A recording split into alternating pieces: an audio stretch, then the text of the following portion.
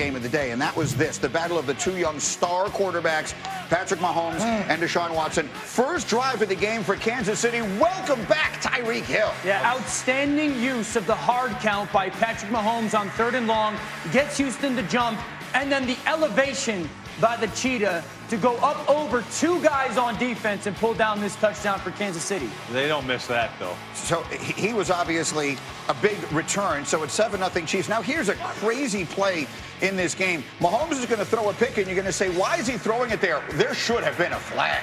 Well, Travis Kelce's going out for a route, but he can't because he gets tackled by somebody on Houston, and for some reason, they justified no flag. Yeah, on a day where they threw flags on practically everything else. And then here's a huge play in the game. This play completely swings the game. They go from interception, getting the ball, Houston turns it into a sack fumble, and we're going to see it on the very next play. Deshaun Watson going to turn it into a turnover and points for Houston's offense. And gives Texans the lead. This is a game in which they trailed early. It looked like Kansas City might run them out of the building, but instead, as you mentioned, it is Watson running into the end zone, and Houston takes the lead.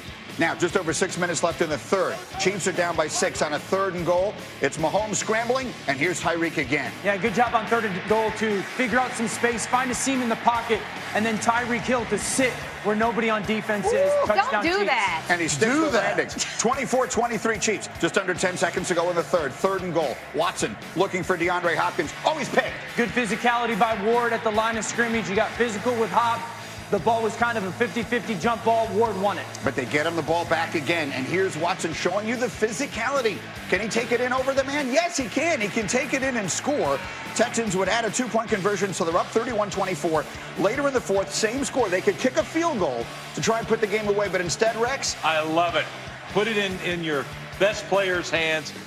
And you get to Hopkins. You're going to throw it to Hopkins, Deshaun Watson. Great call. It's exactly Great what call. they do. Put it in the hands of Deshaun Watson and DeAndre Hopkins, and they do. A statement win on the road. Watson with 3 total touchdowns and 280 passing yards on the day. And so, look, this is a second consecutive week we've talked about it. Is there now a blueprint out there to beat the team that so many people think is the best in the AFC, and that's the Kansas City Chiefs? Well, the Super Bowl favorites, the Indianapolis Colts, I think they used what they learned in the Detroit Lions game with Matt Patricia, where you use man coverage, you get a little bit of pressure, and you try to keep Patty Mahomes off the field. Now, granted, that's a lot easier said than done, but a lot of teams have been able to do it here in recent history. Now the question is, if the Broncos can't do that to the Chiefs on Thursday night, should the Broncos head coach get fired? Because it feels like now we know an exact way to beat the Chiefs. And with that being said, the Houston Texans, Deshaun Watson, what a performance by them. They didn't play nowhere near a perfect game, and were still able to get a win over a dominant Chiefs team. Has to feel good down in H-Town with Paul Wall. Well, a dominant offensive team, but their defense is awful. And look, they're 30th in the league in run defense. But it's funny, Dan, you talked about to us that they did it differently, but they still ran the ball down their throat.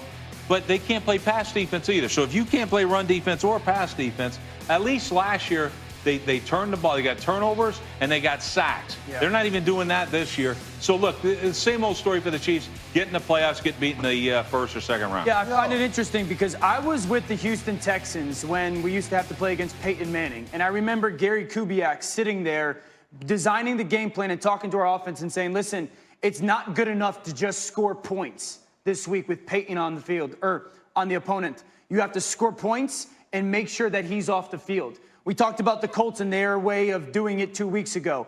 The Texans did the same thing to the Chiefs. They just did it differently. It was the run game and then a dink and dunk offense where it was really about not throwing the football downfield, but getting it out of Deshaun Watson's hands and getting completions. Some numbers that are really telling.